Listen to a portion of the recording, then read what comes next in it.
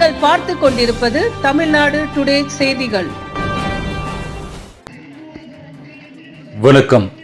உசிலம்பட்டி அருகே அதிமுக முன்னாள் முதல்வரும் கழக பொதுச் செயலாளரும் எதிர்க்கட்சி தலைவருமான எடப்பாடி கே பழனிசாமி பிறந்தநாளை முன்னிட்டு 100 கோவில்களில் வழிபாடு, 100 கிராமங்களில் அன்னதானம். இந்நிகழ்ச்சியில் முன்னாள் அமைச்சரும் எதிர்க்கட்சி துணைத் தலைவருமான RP உதயகுமார் தலைமையில் நடைபெற்றது.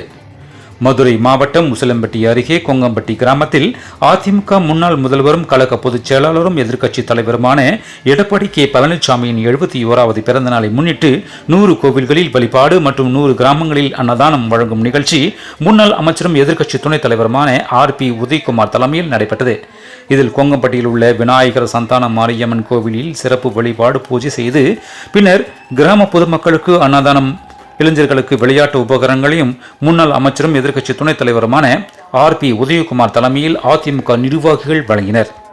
இதில் உசிலம்பட்டி முன்னாள் MLAவும் ஒன்றிய செயலாளருமான நீதிபதி, உசிலம்பட்டி முன்னாள் MLAவும் கழக அமைப்பு செயலாளருமான மகேந்திரன், மாநில அம்மா பேரவை துணை செயலாளர் துரை தனராஜ், உசிலம்பட்டி நகர செயலாளர் பூமா ராஜா, மாநில இளைஞரணி இளம்பெண்கள் பாசறை துணை செயலாளர் இளஞ்செழியன் மற்றும் அதிமுக முக்கிய நிர்வாகிகள் உடனிருந்தனர்.